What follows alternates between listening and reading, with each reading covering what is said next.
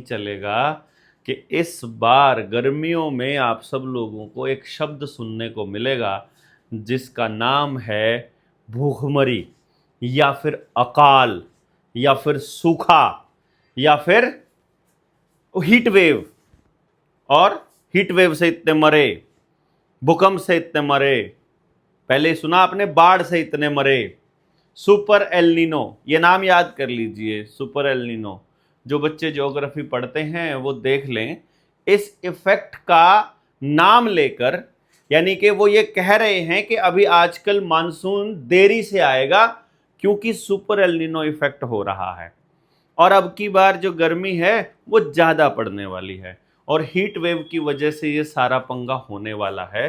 तो वो क्या करेंगे, एक बार तो बिजली गायब कर देंगे, फिर बहुत सारी गर्मी हो जाएगी, फिर वो पानी गायब कर देंगे क्योंकि पानी आपके जोहड़ से तो ख़त्म हो ही गया है, टूटी में से उनको बंद ही तो करना है। सिर्फ बिजली नहीं आएगी तो आपको पानी का कनेक्शन नहीं मिलेगा, मतलब पानी का सप्लाई ही नहीं मिलेगी और सारा का सारा पानी के ऊपर तो मतलब बिजली के ऊपर तो निर्भर है ही पानी की सप्लाई। तो वो एक टेस्टिंग करके देखेंगे अभी, ताकि 2030 तक आपको पूरी तरह से कंट्रोल करना हो, पानी की राशनिंग शुरू करनी हो कि लिमिटेड पानी इस्तेमाल करना है, ऐसी बात अगर प्रचारित करनी हो तो फिर वो इस तरह का माहौल बनाएंगे कि पानी की बहुत कमी है देश में और पानी पीने का पानी मिल नहीं रहा है। इसीलिए नदियों का पानी पहले वो खराब कर रहे हैं फैक्ट्रियों के माध्यम से, कि फैक्ट्रियों का पानी जो गंदा पानी है, जो उसमें से सारा कुछ वेस्ट है, वो नदियों में बहा दिया जाता है ताकि नदियों का पानी पीने लायक नहीं है ऐसा कहकर वो पानी पीने पर पाबंदी लगा सकें। फिर वही फैक्ट्रियां, इथेनॉल प्लांट, शुगर मिल, उस सारी गंदगी को रिवर्स बोरिंग करके जमीन में अंडरग्राउंड पानी में छोड़ देते हैं, जिससे कि आप टूटी का पानी, अगर नलके का पानी पियोगे, ट्यूबवेल का पानी पियोगे तो उसमें इतने ज्यादा केमिकल होंगे कि डायरेक्ट कैंसर का कारण बनेगा। तो फिर वो कहेंगे आपको वाटर सप्लाई से ही पानी पीना पड़ेगा और वाटर सप्लाई बिजली के ऊपर निर्भर है। तो एक बार जो है वो बिजली भगा कर देखेंगे, फिर मीडिया में आपको खबरें आ जाएंगी कि पानी आ ही नहीं रहा है, नीचे से सप्लाई बहुत नीचे चली गई है, बोरिंग करनी पड़ेगी एंड सो ऑन। अलग अलग जगह पर अलग अलग एक्सपेरिमेंट्स होंगे और लोगों की मानसिकता को टेस्ट किया जाएगा कि लोग क्या कह रहे हैं, लोग कहां तक कंट्रोल होने के लिए तैयार हैं। 2030 तक ये लोग इस तरह के हालात लेकर आएंगे कि भूखमरी आ गई है, अनाज नहीं मिल रहा है और देश में अभी स्कैरसिटी है। इन्होंने क्या खेल खेला है इसको समझिएगा आप। पहले इन्होंने क्या किया कि देखिएगा, हमारे देश के पास 200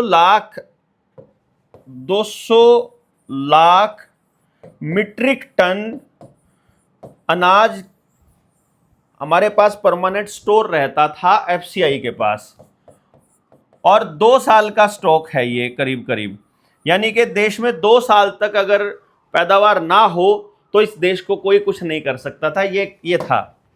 जब 2014 में ये हरामखोर आया तो इस सुअर के बच्चे ने क्या किया कि एफसीआई के गोदाम खाली करने चालू कर दिए। अब तो क्या किया कि या तो ठेका दे दिया है डायरेक्ट अडानी के साइलोज को, साइलो तो पता ही है आपको, या तो इसको ठेका दे दिया है, या फिर जो 80 करोड़ लोगों को अनाज देने का नाटक चल रहा है, ये नाटक चल रहा है, अनाज नहीं दिया जा रहा है, या तो वो कोटे वाला खा रहा है उस अनाज को या फिर वो अनाज कूड़े में जा रहा है, कोई नहीं खा रहा है। 5 किलो अनाज की कीमत लगभग 125 रुपया बनती है, 25 रुपये एमएसपी के हिसाब से, यानी 2500 रुपये अगर गेहूं का रेट माने तो 125 रुपए के लिए उसने पूरे देश को भिखारी बनाने का ठेका ले रखा है। ये गेम खेल रहा है वो। अब इसने क्या किया कि अनाज खाली हो गया है, देश के पास अनाज नहीं है, अब अनाज खाली अडानी के पास है। कल को देश भूखा मरेगा। भूखा कैसे मर सकता है? जब आपके यहां पैदावार ही ना हो। तो इस बार इतनी ज्यादा गर्मी पड़ने वाली है कि आपके आसपास के रजबाहे, नदियां, नहरें सूख जाएंगी, वो सुखाई जाएंगी, डैम में पानी इकट्ठा कर लिया जाएगा, यानी डैम में इकट्ठा करके, और आगे पानी आएगा ही नहीं तो पानी आपको मिलेगा नहीं। पानी नहीं मिलेगा तो वो फसलें नहीं होंगी जो जिनमें पानी की जरूरत है। जैसे आजकल चावल का सीजन है, तो अगर आप धान लगाओगे तो धान में पानी की बहुत ज्यादा जरूरत पड़ेगी। तो इस बार बारिश नहीं होगी, होने ही नहीं देंगे। कृत्रिम बारिश का खेल अब किसान को समझ आ गया है। तो बारिश को ये होने नहीं देंगे। जैसे ही बादल आने लगेंगे, ये हार्प टेक्नोलॉजी से या ऊपर बादलों से केमिकल डाल करके बादलों को विच्छेद कर देंगे उनका, और वो बादल अपना निकल जाएंगे। बारिश होनी नहीं है, ट्यूबवेल आपको चलाने के लिए बिजली की जरूरत पड़ेगी, बिजली चलाने नहीं देंगे। सोलर को भी रजिस्टर करने की बात ये कर ही रहे हैं, ये आप लोगों को मालूम ही है। और ऊपर से फिर पूरा कंट्रोल सिस्टम इन्होंने कर लिया है कि इस बार किसान की जो फसल है वो पूरी ना हो। देखना यह रहेगा, जैसे अभी क्या हुआ कि कुछ टाइम पहले कुछ किसानों ने समय से पहले फसल बो दी, तो प्रशासन ने वहां ट्रैक्टर चलाकर उसकी सारी फसल को खराब कर दिया। कारण क्या है कि मान लो किसी ने पहले फसल बो दी है, तो जो इनका बारिश का शेड्यूल है ना, वो बारिश का शेड्यूल इस हिसाब से हो कि सबकी फसल एक साथ बर्बाद की जा सके। किसी ने एडवांस लगा दी थी तो वो निकाल गया तो बच जाएगा, किसी कोई बाद में लगाया तो बच जाएगा। तो उन्होंने टाइम फिक्स किया कि तुम इस टाइम से लेकर इस टाइम ही फसल बोओगे, और इसके बाद जब फसल मतलब जिस टाइम पे बिल्कुल पक्के तैयार होगी, जो थोड़ा बहुत दाना बचा होगा, उस टाइम मूसलाधार बारिश होगी और सारी फसल दोबारा से मिट्टी में मिल जाएगी। ये इनका प्लान है। अनाज के लिए आपको फिर अडानी के आगे हाथ फैलाना होगा। जैसे उस वक्त लाल बहादुर शास्त्री के टाइम पर अंग्रेज़ों ने इसी तरह की टेक्नोलॉजी का इस्तेमाल करके किसान के गेहूं को, या हमारे पास जो जमा गेहूं था उसको, जो विश्व युद्ध चल रहा था वहाँ सैनिकों के भोजन के नाम पर यहाँ से शिप में भर करके लाद करके समुद्र में फेंक दिया था। वहाँ तो अनाज था, कोई दिक्कत नहीं थी, लेकिन यहाँ देश खाली करना था। इसीलिए देश में भूखमरी जैसे हालात पैदा किए गए, मतलब दिखाया गया कि भूखमरी है, और क्योंकि अनाज है ही बचा ही नहीं, उन्होंने सारा ले लिया था युद्ध के नाम पर। और उसके बाद कह दिया गया कि आपको नए उन्नत बीज जो है वो बोने चाहिए, और हरित क्रांति के नाम पर फिर हमको hybrid pesticide urea Rockefeller foundation का वो दिया गया। उसी रॉकफेलर फाउंडेशन के हथियार इस्तेमाल कर गए थे विश्व युद्ध में, और उसी वजह से अमेरिका विश्व युद्ध के बाद ही टॉप के 5 देशों में आया। उससे पहले टॉप के 15 देशों में भी नहीं था, इकोनॉमिक के हिसाब से, पैसे के हिसाब से, जीडीपी के हिसाब से। अब इसको वो बार बार लेकर के आएंगे। जो आपको याद रखना है, सुपर एल नीनो, जिसमें मानसून थोड़ा सा लेट होगा, थोड़ा क्या काफ़ी लेट होगा, इतना लेट होगा कि बारिश होनी ही नहीं है। तो उस दौरान में फिर आपको भीषण गर्मी का सामना करना पड़ सकता है। इसके अलावा वो लोग जैसे लेंस लेकर के, हम लोग क्या करते थे कि कागज़ जलाना हो, सूरज की रोशनी को एक जगह कॉन्सेंट्रेट कर देते थे तो सब कुछ जला दिया करते थे। इस तरह से जंगलों में आग लगाने के लिए लेज़र टेक्नोलॉजी का भी इस्तेमाल करते हैं, और इस तरह के लेंस, आसमान में बड़े लेंसेज यूज़ करते हैं ये लोग, क्योंकि अब तो ड्रोन तो कुछ भी लेके जा सकता है ना, तो कोई बड़ा लेंस, शीशा या कोई शीट ट्रांसपेरेंट जो कि बिल्कुल कनकेव लेंस, कन्वेक्स लेंस की तरह ही काम करने लग जाए, तो वो तो आपको पता ही है कि वो सारा का सारा उत्तल लेंस जिसे हम बोलते हैं, उत्तल लेंस ही तो इकट्ठा करता है ना उनको, सारी की सारी, कन्वर्जेंस लेंस भी बोलते हैं जिसको। तो वो उस हीट को, उस ऊर्जा को एक जगह पर इकट्ठा कर देगा, तो उससे क्या होगा, उस पर्टिकुलर जगह पर बहुत ज़्यादा गर्मी हो जाएगी। इतनी गर्मी हो जाएगी कि हो सकता है कुछ लोग गर्मी से झुलस जाएं, इतने झुलस जाएं कि जैसे आग लगाई गई है। तो फिर आपको ये बताएंगे कि भैया हीट वेव थी, ये हीट वेव नहीं थी। आपको घरों में कैद करना है, आपके अनाज को कंट्रोल करना है, पानी की राशनिंग करनी है। वर्ल्ड इकोनॉमिक फोरम का एजेंडा है ज़मीनों पर अधिकार जमाना है। जब आपके यहाँ फसल होगी नहीं, पुराना कर्जा चुका नहीं पाओगे, तो बोलेंगे बैंक डूब गए हैं, सीबीडीसी आ रहा है। आप कर्जा दे नहीं पा रहे हो तो क्रेडिट स्कोर में कर दो, तो आपका ये स्कोर कम होगा, होता रहेगा, मिलता रहेगा। काम करोगे तो स्कोर मिलेगा, नहीं होगा तो नहीं मिलेगा। जिसका स्कोर कम होगा वो घर से बाहर नहीं निकल पाएगा। इस तरह के टोटल कंट्रोल डिस्टोपियन सोसाइटी की तरफ ये लोग नई विश्व व्यवस्था को बना रहे हैं। आप अपनी कुछ तैयारी कर रहे हैं कि नहीं कर रहे हैं? मेरे ख्याल से आपको तो अंदाज़ा भी नहीं होगा कि ये किया जा रहा है और स्क्रिप्ट का हिस्सा है। तो कोई बात नहीं, इस गर्मियों में आपको पता चल जाएगा। ये जो सड़कों बनाना, ये जो हरियाली को ख़त्म करना, घास को हटा करके वहाँ इंटरलॉकिंग वाली टाइल लगाना, हर गली को पक्का करना, मिट्टी छोड़ना ही नहीं, ये सारा इसी का गेम प्लान है।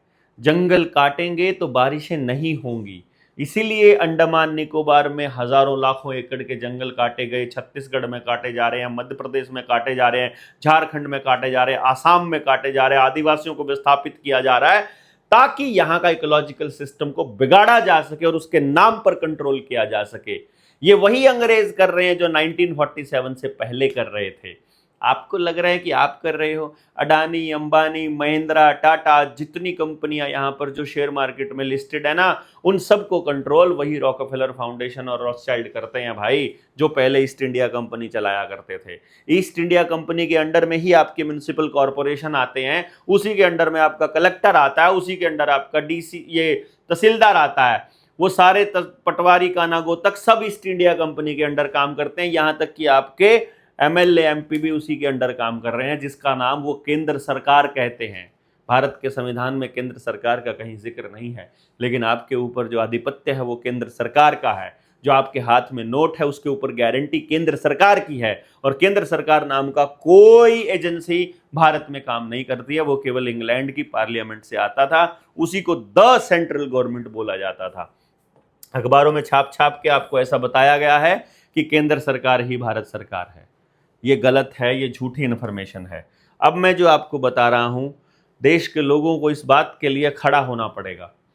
जैसे ही वो पानी की कमी का नौटंकी करने लगे, आपको बोलना होगा पहले इथेनॉल प्लांट बंद होंगे, पहले कोका कोला फैक्ट्रियां बंद होंगी, पहले जो सॉफ्ट ड्रिंक की फैक्ट्रियां बंद होंगी, शराब की फैक्ट्रियां बंद होंगी, मेडिकल फार्मा की जो क्योंकि हम होम्योपैथी यूज कर सकते हैं, आयुर्वेदा यूज कर सकते हैं, डेटा सेंटर बंद होंगे। एक डेटा सेंटर में कितना पानी इस्तेमाल होता है, आप सारे लोग रिसर्च कीजिए, रिसर्च करिए कि जो ये बांध बनाए गए हैं ये असल में पहाड़ों पर डेटा सेंटर को अनलिमिटेड पानी की सप्लाई देने के लिए बनाए गए हैं। जितना डेटा सेंटर एक महीने में पानी सप्लाई यूज करता है, उतना पूरे भारत को पानी पीने के लिए चाहिए होता है। इसका समझिएगा आप कि कितने शहरों को पानी पिलाया जा सकता है एक डेटा सेंटर के, मतलब उस पानी की खपत के बराबर। और वो सारा पानी वो डेटा सेंटर यूज कर रहे हैं जो अमेरिका के हैं, जो इजराइल के इशारे पर आते हैं, जिनका भारत से कोई लेना देना नहीं है। और जितना भी डेटा आपका सीसीटीवी कैमरे का जो फुटेज है, आपके मोबाइल का जो डेटा है, जो आपका एल्गोरिदम है, जितना आप यूज करते हो, वो सारे का जो इकट्ठा हो रहा है स्टोर, जो एल्गोरिदम बनाने के लिए और डेटा के कलेक्शन के लिए, डेटाबेस के लिए, वो सारा का सारा उनका है। ना आपके पास अपना कोई ऑपरेटिंग सिस्टम है, ना आपके पास अपने कोई सर्वर हैं, सब के सब उनके हैं। अल्टीमेटली आप अपनी गर्दन उनके हाथ में दे रहे हो, और उल्टा अपने पानी को खत्म करके। सॉफ्ट ड्रिंक पूछना पड़ेगा आपको, शुगर मिल बंद कराने पड़ेंगे आपको, डाई फैक्ट्रियां बंद करनी पड़ेंगी, पेपर फैक्ट्रियां बंद करनी पड़ेंगी, पावर प्लांट बंद करने पड़ेंगे। न्यूक्लियर पावर प्लांट में कितना पानी इस्तेमाल होता है आपको अंदाजा नहीं है, उसको कूल डाउन रखने के लिए। हम बिजली के बिना रह सकते हैं, पानी के बिना नहीं रह सकते हैं। आप बोल दीजिए बिजली बंद कर दो, देखना बिजली बंद नहीं करेंगे वो, क्योंकि बिजली बंद हो जाएगी तो मोबाइल रिचार्ज होने बंद हो जाएंगे। मोबाइल रिचार्ज बंद होने हो जाएंगे तो आपको प्रोग्राम नहीं कर पाएंगे, वो आपके घरों के अंदर टीवी नहीं चल पाएंगे, तो वो आपकी प्रोग्रामिंग नहीं कर पाएंगे। और आदमी को पता चलेगा कि जंगल और पेड़ों की कीमत क्या है, तब वो सच में अपनी लड़ाई लड़ने लग जाएगा। इसलिए पानी गायब करेंगे, बिजली खत्म नहीं करेंगे। तो पावर प्लांट बंद करना पड़ जाए, इथेनॉल प्लांट बंद करना पड़ जाए, कोका कोला के ये कोल्ड ड्रिंक बंद करनी पड़ जाए, डेटा सेंटर बंद करना पड़ जाए, लेकिन पानी बंद नहीं होना चाहिए। सीमेंट की फैक्ट्रियों में कितना पानी इस्तेमाल होता है आपको अंदाजा नहीं है। इस गेम को समझना है आपने कि ये सारा स्क्रिप्ट के हिसाब से होगा। पहले से ही बताना इसलिए जरूरी है कि चोर जब आए उससे पहले बताओ कि चोर आ रहा है। एचपीवी वैक्सीन पूरे देश में 99.9% लोगों ने नहीं लगवाई, 0.1% से भी कम लोगों ने लगवाई। और आप देखिएगा अगर हम लोग लगातार नहीं बोले होते बोलने वाले तो क्या हाल होता। आज बच्चियां हमारी नपुंसक और बांझ होने की दिशा में आगे बढ़ रही होती। लेकिन इन हरामखोरों के पास, किसी के पास भी pure placebo control trial group का डेटा नहीं है। ये आपको याद रखना है, ये शब्द आप पक्का याद रख लो एकदम से। Pure placebo control trial group.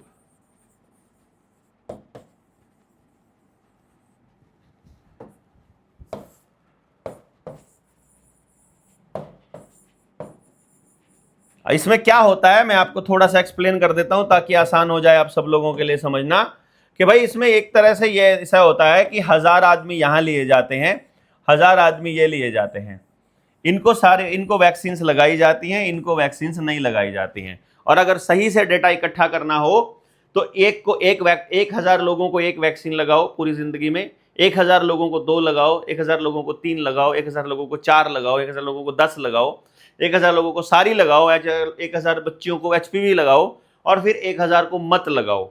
और फिर उसके बाद उनकी पूरी जिंदगी को स्टडी करो, पूरी जिंदगी को, पता चले कि ये जो वैक्सीनेटेड थे ये कैसे कैसे मरे और ये अनवैक्सीनेटेड थे ये कैसे कैसे जिए। इनके मरने और इनके जीने का स्टाइल, तरीका बिल्कुल अलग होगा। यदि आपको इसका सबूत देखना है तो अपने रिश्तेदारों में, अपनी जानकारी में, अपने दोस्तों में, और अगर आपके पास नहीं है तो जनता सरकार मोर्चा में उन बच्चों को देखिए जिनको एक भी वैक्सीन नहीं लगी, जिन्होंने डॉक्टर की शक्ल भी नहीं देखी है ना, उनकी ऊर्जा इतनी जबरदस्त है, इतना तेज है उनके चेहरे पर, ऐसे शानदार बच्चे हैं आप सोच भी नहीं सकते हैं। ये आपको आपकी पूरी की पूरी नस्ल को खराब करने के लिए कर रहे हैं। इसीलिए डंगरों को इंजेक्शन से लगाए जा रहे हैं, आवारा कुत्तों को, आवारा गायों को, जितनी भी बाहर हैं उन सबको वैक्सीनेट किया जा रहा है। ये बीज नाश का खेल है कि खेत का बीज भी नाश, डंगरों का बीज भी नाश और इंसान का बीज भी नाश। इसीलिए इस वैक्सीनेशन के ऊपर आपको बोलना है। 10, 12, 13, 15 जितना आपको, इतने लाख रुपए इनाम चाहिए हम वो इनाम देंगे। डॉक्टर कमलप्रीत सिंह ने भी अनाउंस किया हुआ है और 2-4 लाख हम भी जोड़ कर देंगे। और जो आदमी ऐसे डॉक्टर को, ऐसे आदमी को लेकर आएगा जो pure placebo control trial group का डेटा हमको देगा, जो ये कहेगा, जो ये साबित करता होगा कि ये वैक्सीन सेफ है, उसको, उस व्यक्ति को भी इनाम मिलेगा 10-15 लाख रुपया। और 15 लाख तक का तो हम बोल ही देते हैं, मोगली वाले 15 लाख नहीं, ये असल वाले 15 लाख हैं। और जो ऐसे आदमी को लेकर आएगा 1 लाख रुपया उसका। आप ऐसे लोगों को जो आपके यहाँ आपकी बच्चियों को वैक्सीन लगाने के लिए आए, उनको स्पष्ट तौर पर बोलिए, जब तक आप लिखकर लेटर हेड पर जिम्मेदार व्यक्ति से जिम्मेदारी नहीं दोगे कि वैक्सीन सेफ है, और सिर्फ जिम्मेदारी से बात नहीं बनेगी, हमें सबूत चाहिए कि ये सेफ है, तब तक कोई वैक्सीन ना लगवाएं। और अगर कोई ज़बरदस्ती लगा दे तो उसके ऊपर हत्या की कोशिश का मुकदमा दर्ज हो सकता है, उसकी टांगें तोड़ी जा सकती हैं, क्योंकि आपकी मर्जी के बिना आपके बच्चे को वैक्सीन लगाना उसकी जान को हानि पहुंचाना है। और कानून में ये दिया हुआ है कि अपनी जान बचाने के लिए आप किसी की जान ले सकते हैं, कोई दिक्कत नहीं होगी। आप निर्दोष साबित होंगे यदि आप ये साबित कर पाए कि ये जान लेने की कोशिश थी, और ये साबित हो चुका है, WHO में भी और सारे जर्नल में छप चुका है कि वाकई में ये चीज़ें बहुत खतरनाक हैं, वैक्सीन खतरनाक है। तो आप सब लोगों को इस बात का ध्यान रखना है कि आप इस पानी के प्रोपेगेंडा में नहीं फंसेंगे, हीट वेव के प्रोपेगेंडा में नहीं फंसेंगे, वैक्सीन्स नहीं लगवाएंगे। जनगणना वाले मास्टर जी को बोलो अपना स्कूल संभाल ले, वरना टांगे तोड़ दी जाएंगी। अब मास्टर जो हैं टीचर और गुरु नहीं रहे हैं, अब वो नौकर हो गए हैं, और नौकरों की कोई औकात नहीं होती है। भारत में नौकर परंपरा नहीं है, सहयोगी परंपरा हो सकती है। और जो ये कहते हैं हम तो नौकर हैं, उसी टाइम डंडे उठा करके पेलना चालू कर दो कि जा, जिस काम के लिए तुझे नौकरी पर रखा है वो काम कर। जनगणना करने का काम नौजवान बच्चे, बेरोजगार बच्चों से हम करवा लेंगे अपने आप, और अगर सिस्टम को नहीं मिलता है तो हम देंगे उनको बेरोजगार बच्चे। हमारे पास है पूरी टीम जनता सरकार मोर्चा के पास। 13 तारीख से लेकर 17 तारीख तक हम लोग आ रहे हैं आपसे मिलने के लिए। आप सब लोगों से गुजारिश है कि आप लोग अपने अपने साथियों से संपर्क करिएगा। अभी हमारा जो रूट बना है वो रूट मैं एक बार बोल देता हूं दोबारा से, जहां जहां आपको आना है, जहां जहां हम लोग पहुंच रहे हैं। 13 तारीख को हमारा सुबह और शाम को 2 मीटिंग्स होंगी, सुबह 10 बजे और शाम को 4 बजे। 13 मई 2026 कुरुक्षेत्र, फिर 808 नंबर है, यानी 741। मैं ये लिख देता हूं ताकि जो लोग नए हैं वीडियो देख रहे हैं, जिनको नहीं पता है, उनको पता चले कि मोर्चे का एक नंबर है जो हर जिले को अलॉट किया गया है। तो इसमें 741, 98 और फिर 89, ये नंबर यहाँ तक सबके सेम हैं। 8 भी सेम है सबका, अगले वाले डिजिट हैं 2 अलग अलग हैं। तो जैसे कुरुक्षेत्र का बोला तो 808, 808 है। और इसी तरह से सोनीपत में होंगे हम शाम को 4 बजे, उसका 811 है। 14 तारीख को सुबह 10 बजे रोहतक में होंगे, उसका 816 है। 14 तारीख को ही शाम को झज्जर में होंगे 4 बजे, 815 है। 15 तारीख को सुबह 10 बजे हम चरखी दादरी में होंगे, 824 नंबर है। 15 तारीख को शाम को 4 बजे महेंद्रगढ़ होंगे, उसका 818 है। उसके बाद 16 तारीख को सुबह 10 बजे रेवाड़ी में होंगे, उसका 810 है। और 16 तारीख को शाम को 4 बजे फरीदाबाद और गुड़गांव के साथी मिलेंगे, पूरे जिले के जहां से भी जो साथी मिलना चाह रहा है वो 828 है। और फिर पलवल का सुबह 10 बजे 17 मई को होगा, उसका 804 या फिर 828, दोनों में से किसी पर भी कर सकते हैं। और 17 मई को ही शाम को 4 बजे फिर नूह में होगा, उसका 803 है। जगह लोकेशन के लिए वीडियो हम दूसरी अपलोड करने वाले हैं जिसमें सारी जानकारी टोटल दी जाएगी। आप उस दूसरी वीडियो को भी देख लीजिएगा। निडर इंडिया चैनल और देवेंद्र बल्हारा वाले फेसबुक पेज को आप लोगों को जितने लोग संपर्क में हैं उनको बोलिएगा। और इस प्रोपेगेंडा में आपको नहीं फंसना है। बस ये याद रखिएगा कि यदि वो सरकार कहे कि अब की बार सुपर एल नीनो इफेक्ट आ रहा है जिसकी वजह से आपकी फसलें मरने वाली हैं और आपको पानी की कमी होगी, तो समझो ये प्रोपेगेंडा